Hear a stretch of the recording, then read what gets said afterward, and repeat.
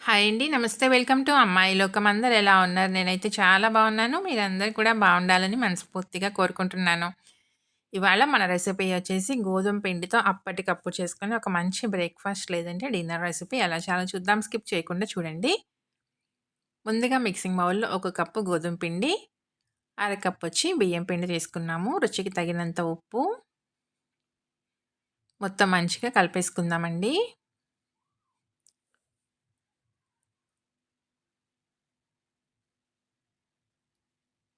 మొత్తం 2:30 కప్పులు నీళ్ళైతే పట్టినియండి. ఒకేసారి మొత్తంగా పోసుకోకుండా చెక్ చేసుకుంటా ముందు కొంచెం కొంచెంగా యాడ్ చేసుకుంటా కలుపుకుందాము.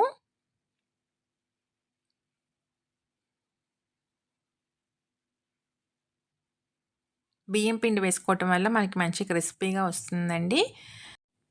చాలా సింపుల్‌గా టిఫిన్ పిండి ఏమీ లేనప్పుడు 10 నిమిషాల్లో అయిపోయే ఒక మంచి రెసిపీ అండి. ఇంట్లో అందరికీ నచ్చుతుందనమాట.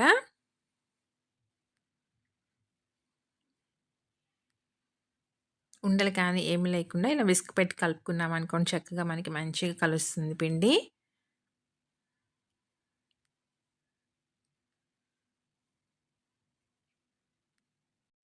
ఇంకొక అరకప్పు వరకి నీళ్ళైతే పడతాయండి. కన్సిస్టెన్సీ మనకి ఇంకా కొంచెం థిక్‌గా ఉంది. కలిపేసేసుకొని దీన్ని మూత పెట్టి ఒక 5 నిమిషాల పాటు పక్కన పెట్టుకుందాము. పిండి నానుతుంది. ఈలోగా మనం దీనికి స్టఫింగ్ రెడీ చేసుకుందామండి. కడాయి పెట్టుకొని ఒక టేబుల్ స్పూన్ నూనె వేసుకుందాము. నూనె మనకి వేడెక్కిన తర్వాత ఒక టేబుల్ స్పూన్ మినపప్పు, అర టీ స్పూన్ ఆవాలు, అర టీ స్పూన్ జీలకర్ర, కొంచెం పసుపు, కొంచెం ఇంగువ. మొత్తం మంచిగా కలిపేసుకుందామండి. పప్పులు ఇవన్నీ మనకి మంచిగా వేగాలి. ఆవాలు, జీలకర్ర అన్నీను. తర్వాత ఒక టీ స్పూన్ అల్లం వెల్లుల్లి పేస్ట్ వేసుకున్నామండి. ఆ క్లిప్పింగ్ అయితే ఇక్కడ మిస్ అయింది. తప్పకుండా వేసుకోండి. వేసి 2 కూడా మనకి పచ్చివాసన పోయేటట్టుగా వేయించుకోవాలనమాట. తర్వాత ఒక పచ్చిమిర్చిని సన్నగా తరిగి పెట్టుకున్నాం. దాన్ని కూడా వేసేసుకుందాము. ఒక పెద్ద ఉల్లిపాయ, కొంచెం కరివేపాకుని సన్నగా తరిగి పెట్టుకున్నామండి. 2 కూడా వేసేసుకొని మంచిగా వేపుకుందాము. ఉల్లిపాయ వచ్చి మనకి ఎక్కువగా డీప్ ఫ్రై అవ్వాల్సిన పని లేదండి. కొంచెం మనకి మగ్గితేనే సరిపోతుందనమాట. పచ్చివాసన పోతేనే చాలు. రుచికి తగినంత ఉప్పు, ఒక పావు టీ స్పూన్ ధనియా పౌడర్, ఒక పావు టీ స్పూన్ కారం. ఈ మొత్తం మంచిగా కలిపేసుకుందామండి.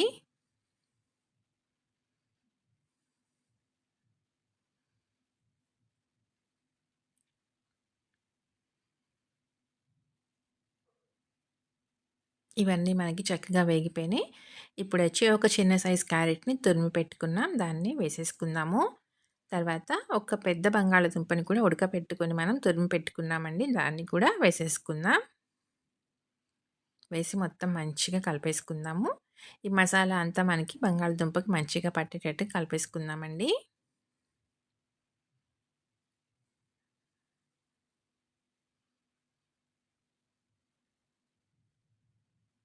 సన్నగా తరిగిన కొత్తిమీర కొంచెం వేసుకొని మొత్తం కలుపుకుందాము.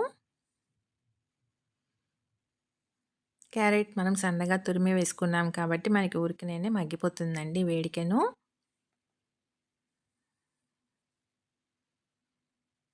ఇలా మొత్తం మంచిగా మనం కలిపేసుకున్న తర్వాత స్టవ్ అయితే ఇంకా ఆఫ్ చేసేసుకుందామండి. దీన్ని పక్కన పెట్టుకుందాము. ఆరుతూ ఉంటుంది. పూర్తిగా చల్లారిపోవాలి. 5 నిమిషాల తర్వాత చూద్దాం మనకి పిండి చక్కగా నానిపోయి ఉంటుంది.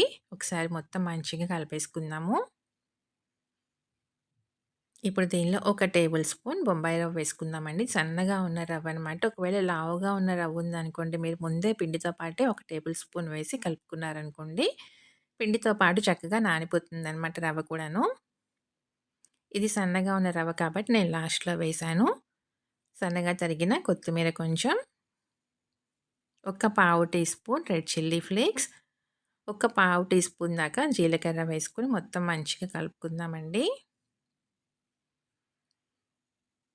కన్సిస్టెన్సీ చూసారు కదా! ఇలా ఉంటే సరిపోతుందండి మనకి. పిండి కలిపేసుకొని దీన్ని పక్కన పెట్టుకుందాం. ఈలోగా మనం పెనం పెట్టుకుందామండి. పెనం వేడెక్కిన తర్వాత కొంచెం నూనె అప్లై చేసుకుందాము. దీన్ని టిష్యూ పేపర్ పెట్టి మొత్తం మంచిగా ఈవెన్‌గా స్ప్రెడ్ చేసుకుందామండి. ఇప్పుడు ఒక గరిటె పిండి వేసుకొని దీన్ని కొంచెం పల్చగా మనం స్ప్రెడ్ చేసుకుందాము.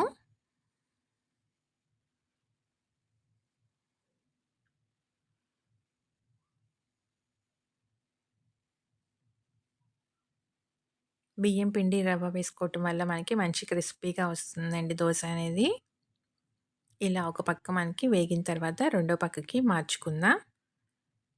చూసారు కదా! పైన పచ్చిదనం పోయిందండి. ఇప్పుడు దీన్ని రెండో పక్కకి మార్చుకుందాం. ఇలా మార్చుకున్న తర్వాత మనం వచ్చేసి రెడీ చేసుకున్న బంగాళాదుంప స్టఫింగ్ ఉంది కదా! దాన్ని పెట్టేసుకుందామండి. ఒక పక్కగా పెట్టుకుందాం. అప్పుడే మనం ఇంకొక పక్క నుంచి దీన్ని క్లోజ్ చేసుకోవడానికి వీలుగా ఉంటుందనమాట.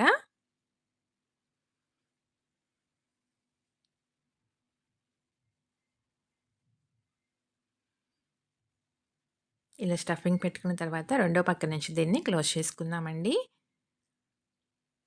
చాలా అంటే చాలా బావుంటుందండి టేస్ట్ అయితే. మార్నింగ్ బ్రేక్‌ఫాస్ట్‌లోకి కానివ్వండి, పిల్లలకి స్నాక్ బాక్స్‌లోకి కానివ్వండి, లంచ్ బాక్స్‌లోకి కానివ్వండి, డిన్నర్‌లోకి కానివ్వండి చాలా టేస్టీగా ఉంటుందనమాట. ఇంక సైడ్ డిష్ ఏం అవసరం లేదండి. ఇలానే తినేసేయొచ్చు. చాలా కమ్మగా ఉంటుంది. కొంచెం నూనె అప్లై చేసుకుందామండి. రెండు పక్కల ఎర్రగా కాల్చి తీసుకుందాం ఇప్పుడు. ఇటువైపు కాలింది కదా! రెండో పక్క కూడా మనం ఎర్రగా కాల్చి తీసుకుందాము. చట్నీ కానీ ఏం అవసరం లేదండి. టొమాటో సాస్‌తో కూడా బావుంటుంది. ఒకవేళ మీకు చట్నీ కావాలి అనుకుంటే కొబ్బరి చట్నీ సూపర్‌గా ఉంటుందండి దీనిలోకి. పర్ఫెక్ట్ కాంబినేషన్ అనమాట. చక్కగా వేగిపోయింది తీసేసుకుందామండి. అన్నీ ఇలానే రెడీ చేసుకొని తీసుకుందాము. తప్పకుండా మీరు ట్రై చేసి చూడండి. మీకు ఎలా వచ్చిందో కూడా నాకు తప్పనిసరిగా కమెంట్ చేయండి. అలానే వీడియో నచ్చినట్లయితే తప్పకుండా సబ్స్క్రైబ్ చేసుకొని ఒక లైక్ ఇచ్చేయండి. మీ ఫ్రెండ్స్‌కి, ఫ్యామిలీ మెంబర్స్‌కి షేర్ చేయండి.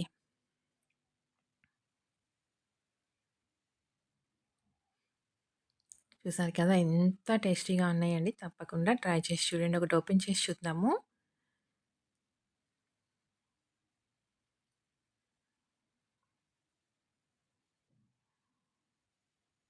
ఆరిన తర్వాత కూడా చాలా సాఫ్ట్‌గా ఉంటాయండి. గట్టి పడకుండాను దోసలనేది. లోపల స్టఫింగ్‌తో పాటు చాలా టేస్టీగా ఉన్నాయి. తప్పకుండా ట్రై చేసి చూడండి. చూసారు కదా! ఎంత కలర్‌ఫుల్‌గా ఉంది. చాలా టేస్టీగా ఉందనమాట. తప్పకుండా ట్రై చేసి చూడండి. ఈరోజు రెసిపీ అయితే ఇంతేనండి. రేపు ఇంకో కొత్త రెసిపీతో మీ ముందుకొచ్చేస్తాను. Thank you for watching.